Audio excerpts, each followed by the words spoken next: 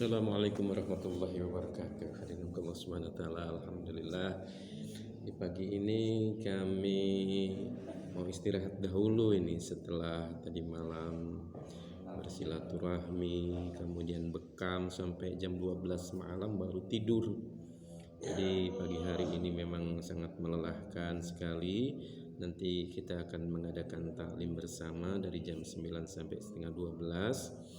Maka untuk mempersiapkan itu supaya tidak mengantuk, kita istirahat dulu sejenak. Karena memang ketika sedang silaturahmi 3 hari ini tidak punya pekerjaan, ya kita manfaatkan untuk istirahat supaya nanti aktivitas berikutnya ini bisa berjalan dengan sebaik-baiknya. Ya kalau ketika kita di rumah kita tidak melakukan hal seperti ini, ya biasanya kan tidurnya lebih awal, kemudian kita pun pagi hari bekerja, ya kalaupun seperti saya kan pekerjaan sehari-hari untuk mencari nafkahnya itu berdagang, ya kemudian setelah membaca Al-Quran pulang dari masjid gitu, kemudian buka warung kan, kita manfaatkan beres-beres dahulu, kemudian membaca Al-Quran semampunya, setelah itu duduk di kursi santai untuk menunggu para pembeli. Ya yang pekerja ini ya memang memperhatikan siapa yang mau beli, ya kemudian kita secara tidak langsung ngantuk ya tertidur juga di kursi santai tersebut begitu kan. Tapi kalau sedang keluar ini ya kita manfaatkan momen-momen yang luang seperti ini sebelum program dilaksanakan untuk mempersiapkan diri agar lebih fresh lagi ketika ketika nanti program dimulai begitu. Masya Allah. Jadi kita setiap harinya membaca fadilah amal di pagi hari dari jam 9 sampai setengah 12. Kemudian di situ berisi tentang fadilah-fadilah membaca Al-Quran, fadilah sholat, fadilah amar ma'ruf nahi munkar, fadilah zikir. Kemudian di situ ada keruntuhan umat dan cara menyelesaikannya, membaca hikayatus sahabah. Nah, itu selama 2,5 jam begitu kan. Kemudian kalau di bulan Ramadan kita tambah dengan fadilah Ramadan. Ada fadilah diawali dengan fadilah membaca Al-Quran, yaitu tentang halaqah tajwid. Kita memperbaiki tajwid kita minimal dalam 1 bulan ini 3 hari begitu kan. Jadi yang lebih pandai ini membenarkan tajwid dan maharot daripada saudara kita yang lain begitu kan. Kalau ada seorang ustadz, tadi teman saya mengatakan, nah itu orang ustadz yang memang sudah lebih mahir lagi, kadang-kadang Al-Fatihah itu diulang berkali-kali sampai lebih fasih lagi daripada biasanya.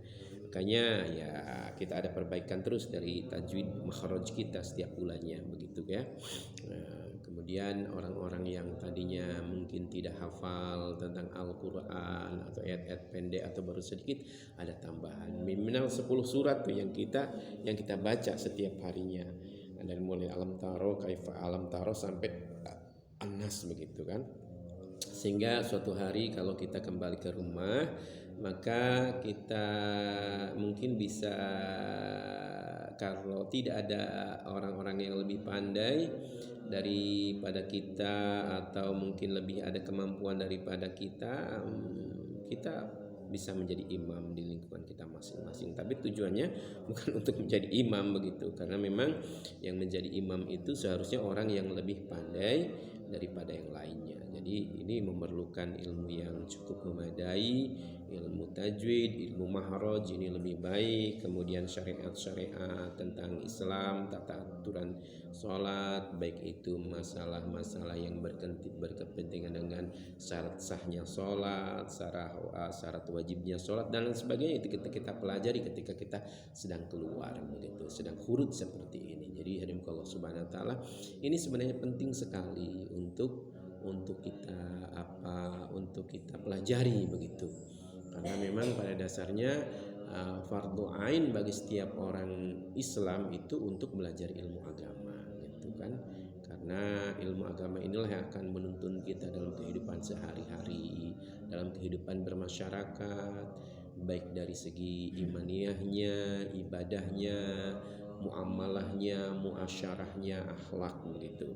Jangan heran kalau ada teman-teman kita yang tadinya hidupnya jauh sekali dari agama, kemudian dia menyempatkan diri selama 40 hari. Bayangkan 40 hari, taklim 40 hari, belum muzakarah tentang ilmu-ilmu yang lainnya, silaturahmi selama 40 hari, belajar halaqah tajwid selama 40 hari. Sebandel-bandel orangnya pun ya dia akan tersentuh hatinya dan ada perbaikan pada dirinya. Bahkan banyak teman-teman kita yang lebih tua dari kita ini membawa Iqra. Dia tidak malu membawa Iqra untuk belajar. Iqra ya dimulai kapan lagi kalau kita tidak dari sekarang kita memulai belajar supaya lebih baik lagi. Sebab pada dasarnya kita ini ingin lebih baik lagi, lebih baik lagi, sehingga pada puncaknya ketika kita dalam kondisi yang paling baik, iman yang paling tinggi, amal yang paling optimal, pada saat sibuk-sibuknya sedang beribadah kepada Allah atau menegakkan amar ma'ruf nahi munkar, kemudian kita dipanggil oleh Allah Subhanahu wa taala. Kalau dalam kondisi seperti ini kita dipanggil oleh Allah Subhanahu wa taala, Allahu Akbar.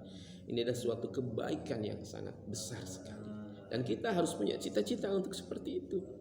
Karena dalam sebuah hadis, niatnya seorang hamba ini, niatnya seseorang ini lebih baik daripada amalnya.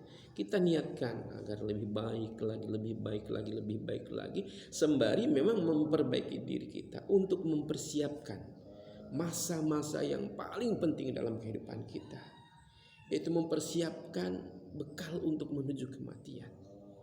Kita berharap yang lalu, keburukan-keburukan kita masa lalu, kegelapan-kegelapan kita yang masa lalu, kejahilan-kejahilan yang kita yang masa lalu ini akan sedikit demi sedikit hilang, diganti oleh kebaikan terus seperti itu. Ada keinginan yang kuat untuk menuju ke arah itu, karena kita tidak tahu kapan ajal yang akan ajal datang menjemput kita, kita tidak tahu. Maka kita mempersiapkan diri ini adalah sesuatu hal yang amat penting dalam kehidupan kita. Apalagi ini tidak memakan banyak waktu.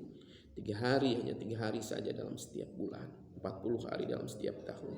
Berpisah dengan anak istri dalam rangka untuk mempersiapkan diri menuju kehidupan yang abadi. Apa yang ada pada diri kita, harta benda, kedudukan, pangkat, jabatan, toh akan kita tinggalkan. Kita hanya hidup sekitar 60-70 tahun di akhirat.